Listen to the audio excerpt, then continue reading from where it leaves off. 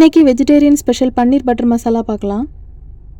அதுக்கு பன்னீருக்கு பாலை திரச்சி, இது வீட்லேயும் பாலை திரச்சி பன்னீராக நம்ம செய்யலாம், இல்லைனா கடையில் கூட இந்த மாதிரி க்யூப்ஸாக கிடைக்கும்.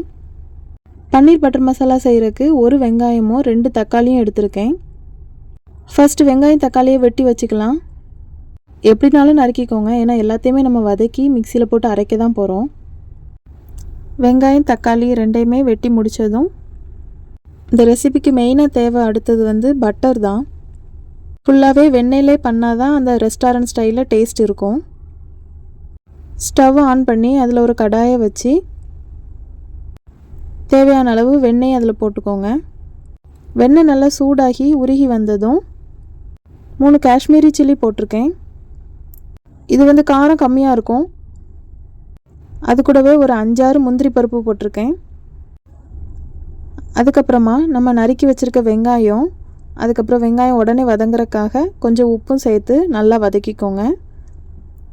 வெங்காயம் ஓரளவு வதங்கினதும் அதில் 1 ஸ்பூன் இஞ்சி பூண்டு பேஸ்ட் போட்டுக்கோங்க. இஞ்சி பூண்டு பேஸ்ட் பச்சை வாடை போனதும் நம்ம நறுக்கி வச்சுருக்க தக்காளியும் அதில் நல்லா சேர்த்துக்கோங்க. தண்ணிலாம் எதுவுமே சேர்க்க வேண்டாம். தக்காளி பழத்தில் இருக்கிற அந்த ஈரப்பதமே போதுமானதாக இருக்கும் வதங்குறதுக்கு. நல்லா தக்காளி மசிஞ்சதும் ஸ்டவ்வை ஆஃப் பண்ணி அதை நல்லா ஆற வச்சுக்கோங்க. அந்த மிக்சர் எல்லாம் ஆறுறக்குள்ளேயே இங்கே சப்பாத்தி எல்லாம் ரெடி பண்ணிக்கிட்டேன்.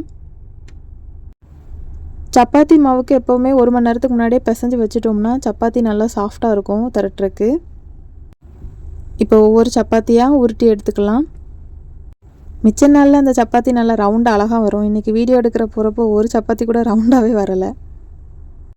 சரி, எப்படியும் பிச்சு தானே சாப்பிட போகிறோம், அதுக்கு ரவுண்டாக வந்தான்னு எப்படி வந்தான்னு.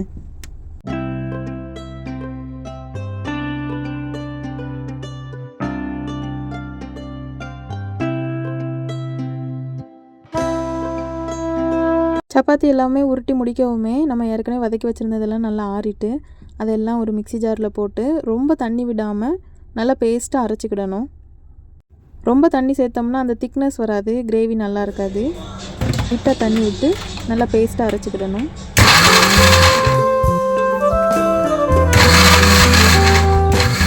அப்புறமா ஒரு பேன் அடுப்பில் வச்சு மறுபடியும் அதில் கொஞ்சம் வெண்ணெய் சேர்த்துட்டு பட்டை, கிராம்பு, ஏலக்காய் இலை, அப்புறம் நம்ம அரைச்சி வச்சுருக்கிற இந்த பேஸ்ட்டு, அப்புறம் லாஸ்ட்டாக கஸ்தூரி மேத்தி இவ்வளவும் சேர்த்து லைட்டாக ஒரு கொதி வர்ற வரைக்கும் விடுங்க, போதும்.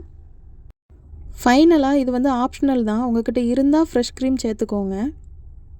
அப்படி இல்லைனாலும் பரவாயில்ல. நம்ம ஃபஸ்ட்டே முந்திரி பருப்பு இதில் ஆட் பண்ணியிருக்கிறதுனால நம்மளுக்கு அந்த டெக்ஸ்சர் க்ரீமியாக தான் இருக்கும். ரெஸ்டாரண்ட்லாம் மேலே ஊற்றி தருவாங்களேன்ட்டு நான் கொஞ்சம் க்ரீமும் அதில் ஊற்றினேன். அப்புறமா லாஸ்ட்டாக சப்பாத்தியெல்லாம் ஒன்று ஒன்றா சூடாக எடுத்து போட்டுக்கிட்டாச்சு. சப்பாத்தி சுட்டுட்டு அதுக்கு மேலே லைட்டாக நெய் தடவிக்கிட்டிங்கன்னா அது சாஃப்டாகவே இருக்கும், காஞ்சி போகாது. இதில் காஷ்மீரி சில்லி தான் போட்டிருக்கிறதுனால ரொம்ப காரமும் இருக்காது. சின்ன குழந்தைங்களுக்கு சாப்பிட்றதுக்கு ரொம்பவே வசதியாக இருக்கும். டேஸ்ட் அப்படியே ரெஸ்டாரண்ட் ஸ்டைல்லே தான் இருக்கும். குழந்தைங்களும் நல்லா விரும்பி சாப்பிடுவாங்க. சப்பாத்தி கூட மட்டும் இல்லாமல் ஃப்ரைட் ரைஸ், நான் இது கூடவும் நல்லாயிருக்கும் இந்த டிஷ்ஷு.